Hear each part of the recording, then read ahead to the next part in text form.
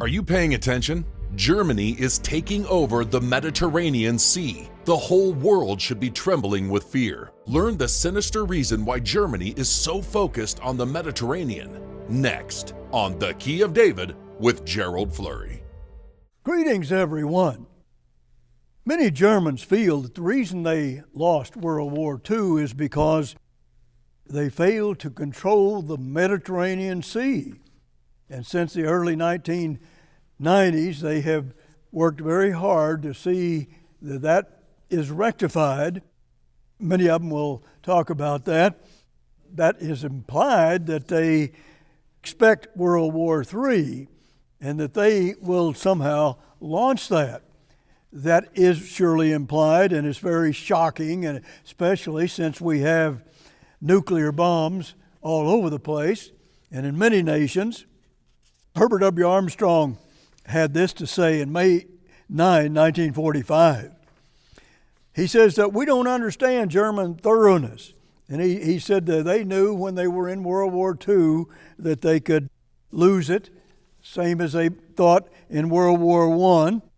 And they prepared for a third round in the possibility that they lost, because they were determined to do this and start World War III. That's what it amounts to. What they did after World War II was to go underground.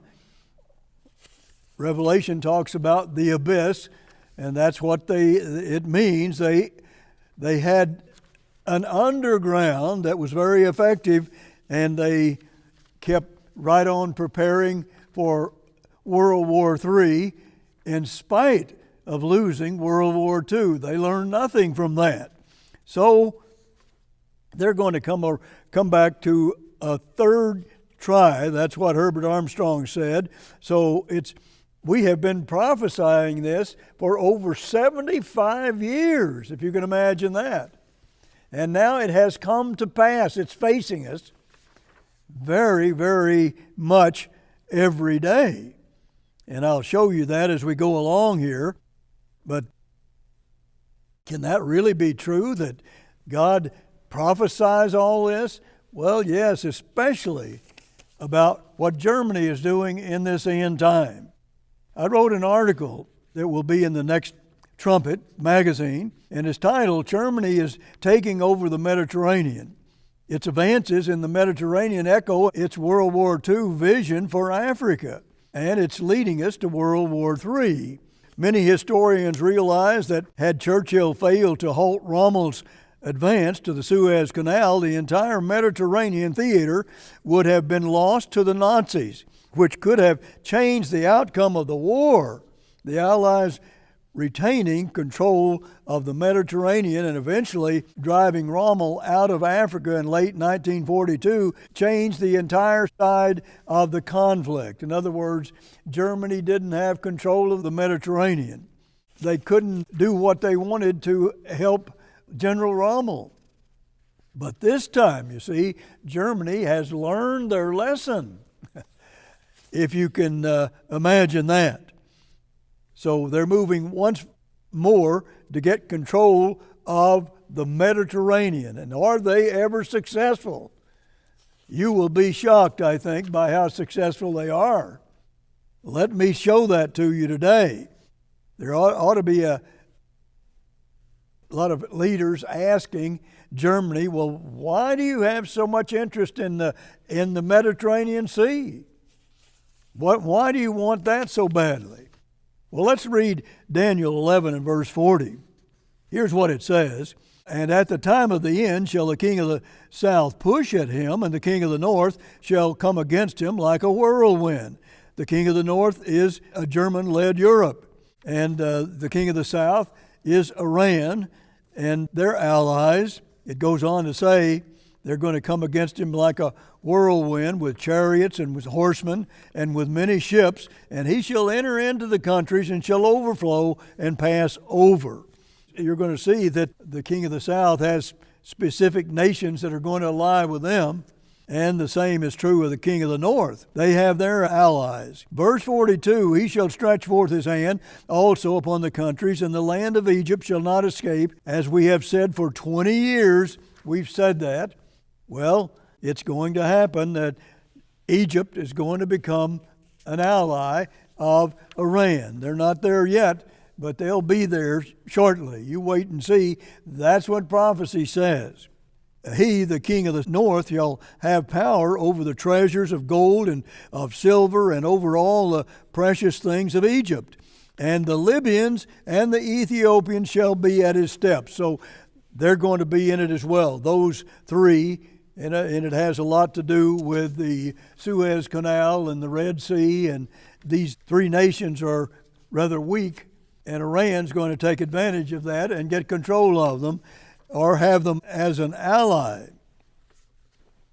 And of course, Egypt has the Suez Canal even now. But here's what we need to know about some recent history.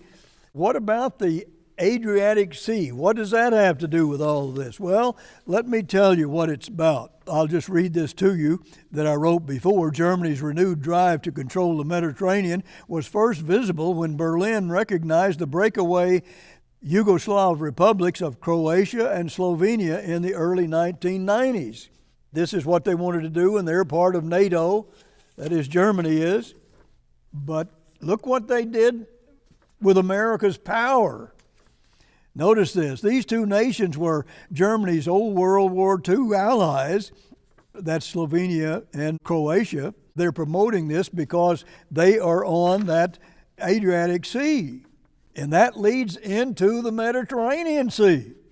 And notice what they're doing, which connects to the Mediterranean Sea.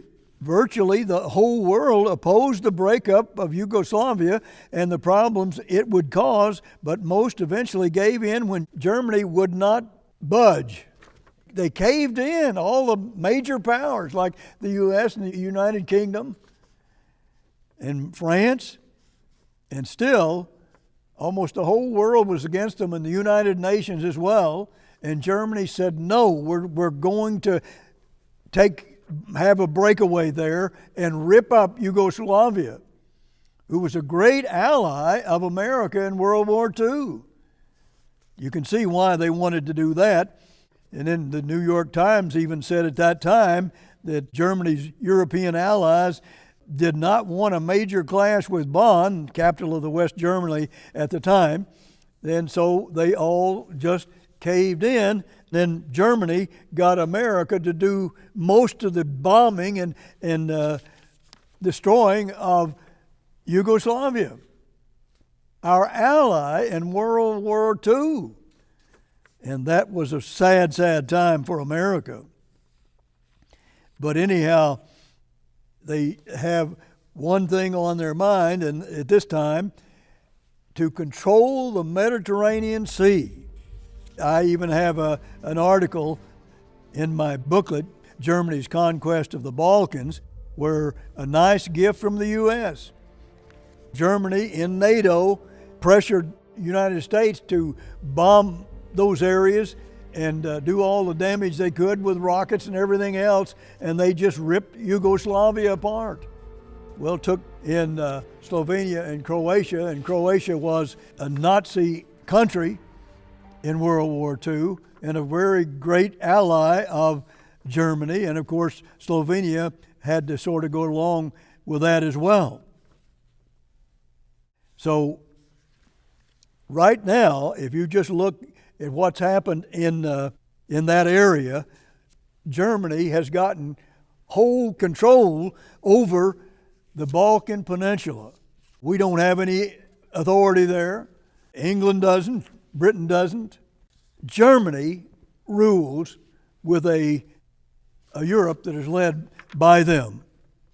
They now rule the Balkans. We have a map here about that, the Balkan Peninsula, and you can see from that Slovenia and Croatia take you right up to the Adriatic Sea. And then to go on down a little further, you have Albania, and they have a port there, a naval port base there. It goes right into the Mediterranean Sea. Here's something that's also interesting in another map we'll show you. This map takes you just below Italy and Sicily. It goes down to the little tiny island of Malta, just below Italy. And then if you look straight across from Italy, you see Cyprus. That's another small island. What is that all about? It's in the Mediterranean Sea. What is it all about? What is Germany trying to do? Well, it's pretty obvious. If you look at the Adriatic Sea, it is an arm of the Mediterranean Sea. And here's the whole world was against what Germany was doing, but they all caved in because of the power of Germany even then, and that was in the early 1990s. What are they doing today, do you think? People ought to know. We've been telling them for over 75 years. This is something that is critical to your own future, more than you can realize. But anyhow, Germany got control. Then they have taken over Malta, this little island, and now it's becoming a military base where they can control a part of the Mediterranean Sea. Back in March 2000, former EU Commissioner President Romano Prodi was in Malta for a conference discussing its future entry into the Union. Malta is the southern pillar of Europe, he said. I want to see Malta in the EU. Germany and Italy are getting their way. All right, let me just give you one other quote here. Malta has been described as the springboard of the whole Mediterranean, and in 2004, Malta became a member of the EU, this little tiny island. They made it a member of the European Union. How about that?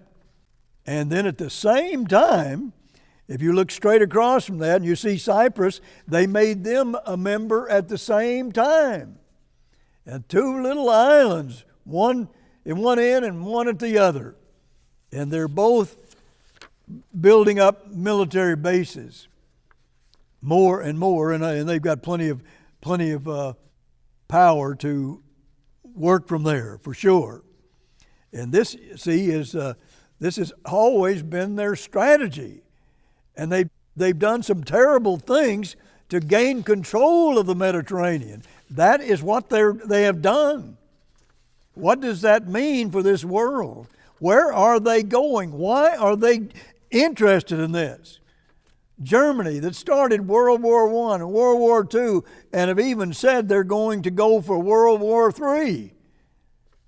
Now, they say that underground, but there's all kinds of evidence in our book, Germany's Conquest of the Balkans, and you'll see that has been shown by facts that Germany has made those plans by going underground. And they kept that silent, the United States government did, for 50 years because they knew that Germany had corporations that were backing a third world war into the Mediterranean Sea, let's say. Cyprus is becoming a military power, and they have a naval base so it can facilitate warships of all sizes from all EU bases. Well, isn't that interesting? They have a naval base, and it can facilitate warships of all sizes from all EU bases. Now that is a launching pad right into the Middle East. They're not even satisfied with the Mediterranean Sea. They want to take over the Middle East as well. That's in the direction of World War III. They've said it themselves and documented it where anybody can see it,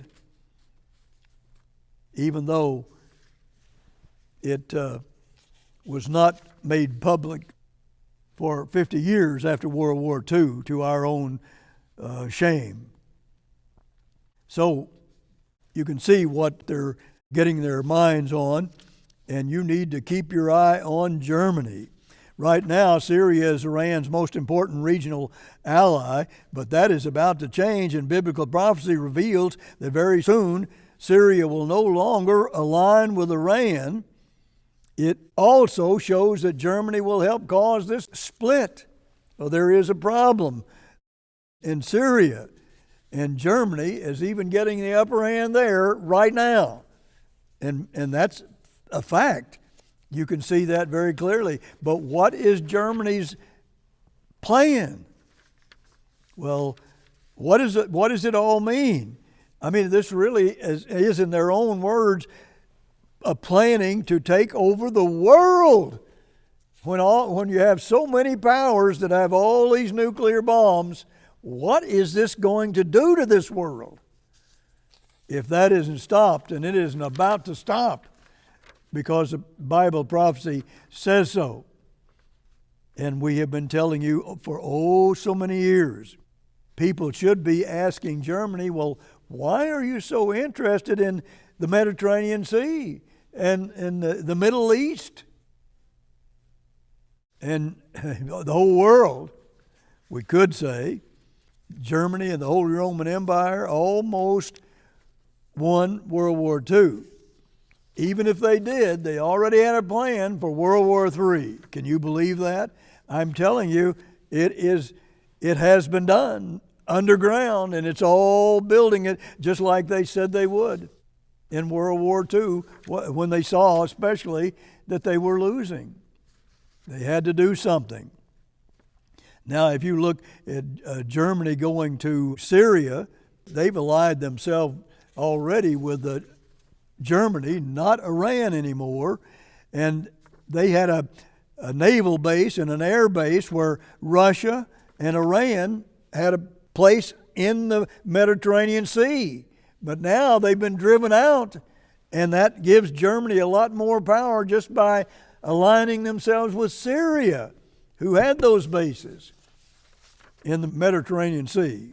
Russia, of course, they have a naval and an air force base, and they have a lot of power, but they had to lose that space in the Mediterranean Sea, and mainly because of what Germany has done. And I'm telling you something, that the Mediterranean is now a European sea led by Germany. Germany, who has led us to 2 world wars, and we let them just have their way as if we didn't understand history. It's amazing. Really is something we need to be concerned about. You can see Daniel 11 verse 21 talks about, and in his estate shall stand up a vile person, to whom they shall not give the honor of the kingdom, but he shall come in peaceably and obtain the kingdom by flatteries. There's going to be a leader come on the scene very soon, and he's going to flatter the people. See, Germany's trying to figure out how they can get a strong man in Europe, and here's how. It's not by voting. They're going to make that choice without voting. Now, that's something that we ought to be concerned about. You can see in Habakkuk 1 where it talks about the Chaldeans rising up. That's just the German-led Holy Roman Empire. And verse 11 talks about, then shall his mind change, and he shall pass over and offend, imputing this his power unto his God. He becomes Satan possessed. That's what that means. Habakkuk 1 and verse 11. Daniel 8 and verse 23 talks about a king of fierce countenance is coming on the scene, and he's going to be that strong man. But look what is going to happen here. And he has dark sentences and shall stand up. In verse 24, and his power shall be mighty, but not by his own power. Whose power? Satan's power. This man is going to be possessed. And we need to be concerned about that, because that means some serious trouble. And he shall destroy mightily, it should read, and shall prosper in practice, and he shall destroy the mighty and the holy people. God's own people, he's going to destroy them. Those lukewarm people that are not obeying God like they know they should. And they turn away from God. and they destroy them. But it's going to give 50% of them a chance to repent in that destruction. So watch that. But all this is about a nuclear World War III. Watch the Mediterranean. I'm telling you, this is all going to escalate into a World War III with nuclear bombs flying all over the place. What is it that we need to do? Well, you see, there's no way we can possibly control this. Once it's started, nobody's going to stop it. That terrible nuclear war, Matthew 24 and verse 21 says, there wouldn't be any flesh saved alive unless God Himself returned and stopped it. There would be no flesh saved alive. Matthew 24, verse 21.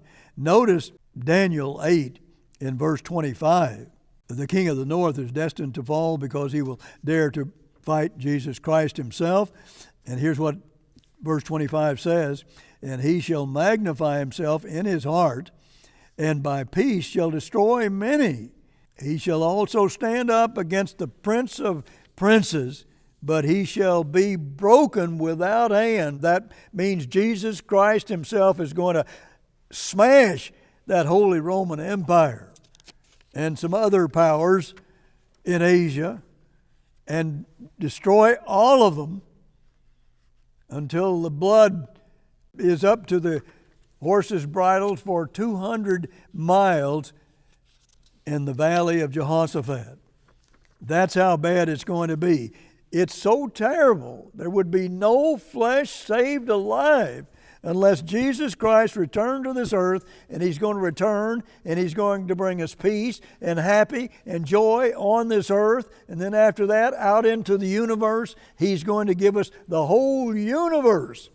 Until next week, this is Gerald Flurry. Goodbye, friends. All our literature is available free of charge at no cost or obligation to you. Request Germany's Conquest of the Balkans, Daniel, Unsealed at Last, and a trumpet subscription. Order now.